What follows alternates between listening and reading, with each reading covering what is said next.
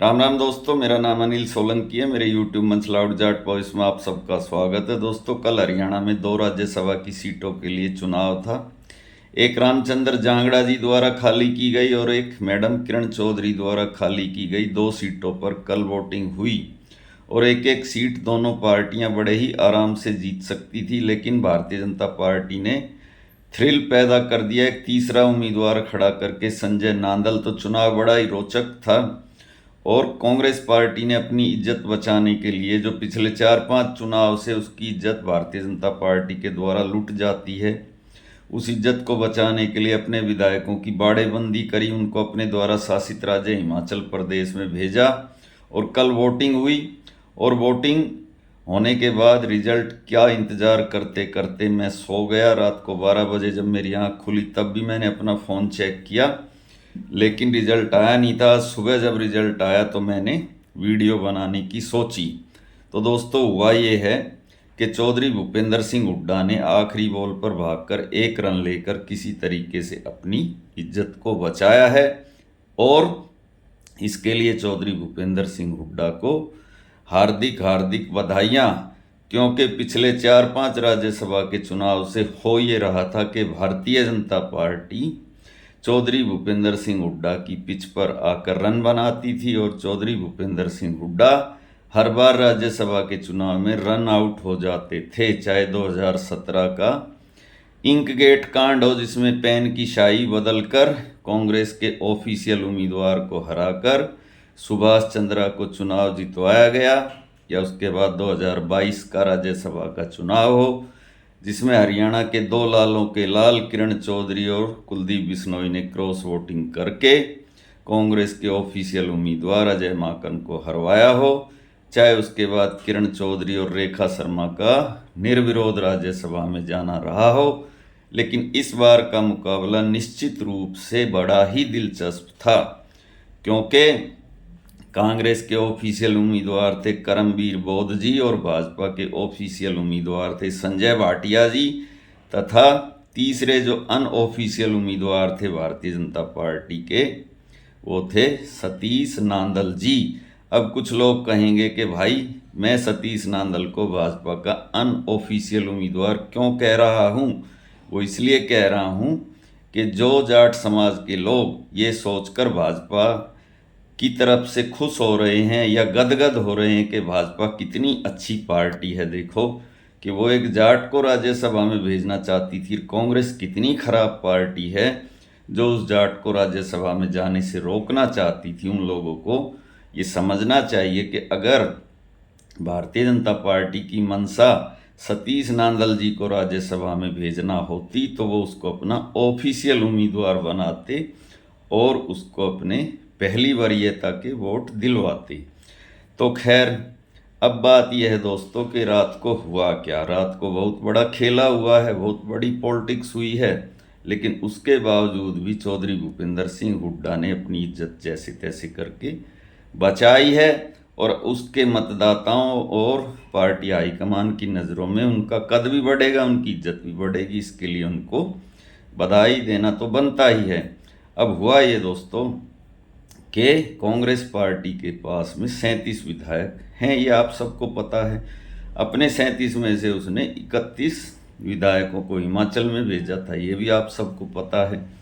उसके बावजूद भी 4 विधायकों ने क्रॉस वोटिंग करी है तथा 5 वोट कैंसिल भी हुए हैं, यानी 9 वोट का सीधा सीधा नुकसान कांग्रेस पार्टी को हुआ है।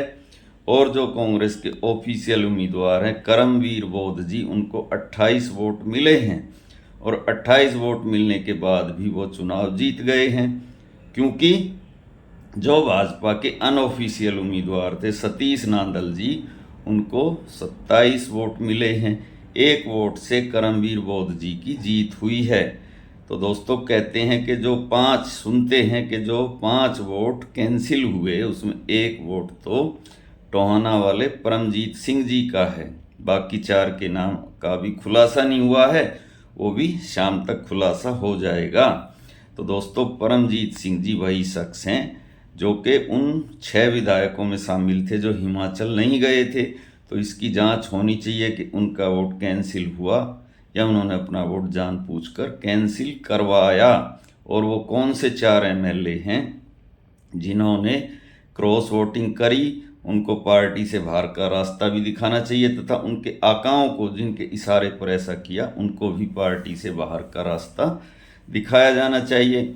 अब दोस्तों सवाल पैदा ये होता है कि भारतीय जनता पार्टी के पास 48 विधायक थे क्या हैं, और उसमें से 31 वोट जो उनके ऑफिशियल उम्मीदवार हैं संजय भाटिया जी को मिले, तो सतीश नांदल जी को 27 वोट कहाँ से मिले?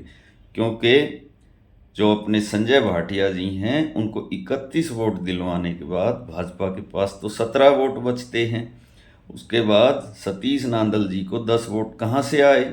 क्योंकि इंडियन नेशनल लोकदल ने तो वोट ही नहीं डाला।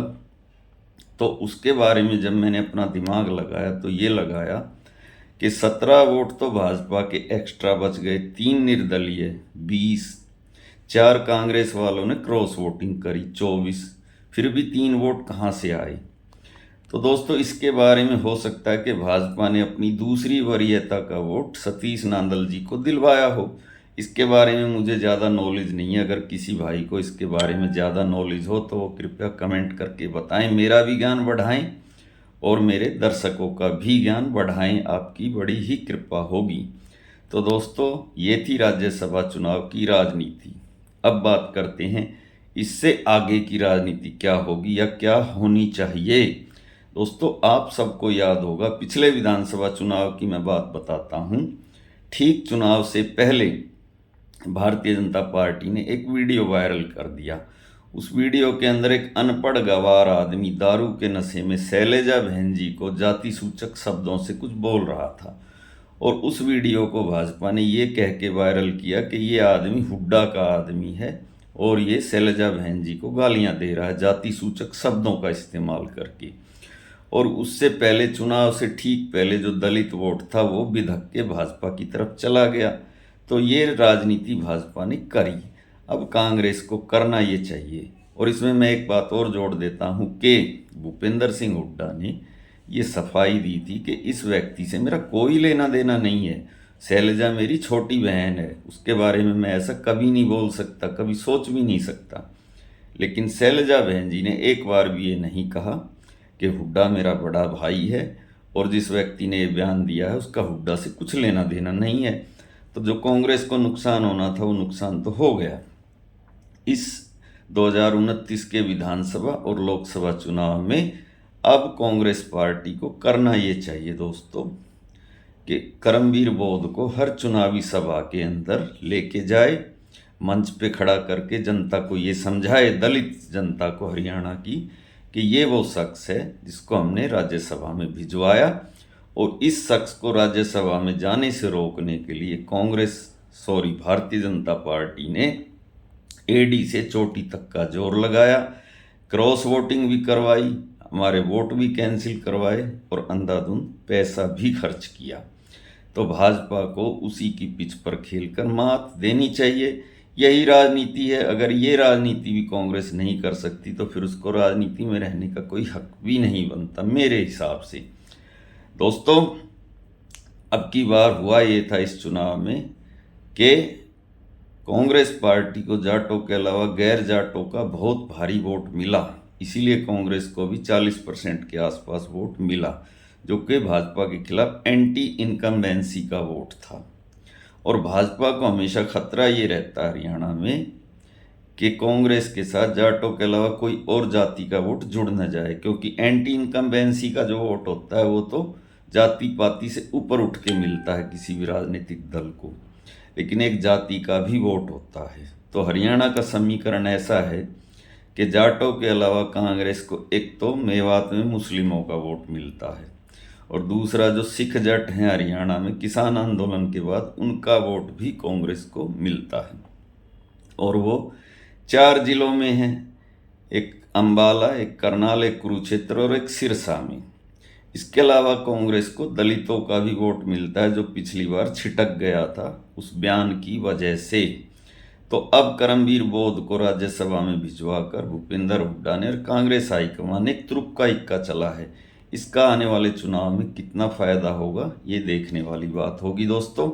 इसी के साथ मैं आपका भाई अनिल सोलंकी आज का वीडियो यहीं पे समाप्त करता हूँ। वीडियो कैसा लगा दोस्तों कमेंट के माध्यम से बताएं। अच्छा लगा तो अपने ग्रुप में शेयर करें, लाइक करें, कमेंट करें। मिलते हैं अगले वीडियो में। चैनल को दोस्तों सब्सक्राइब करें, ज्वाइन करें, और जो भाई मेरी आर्थिक मदद करना चाहते हैं वो कृपया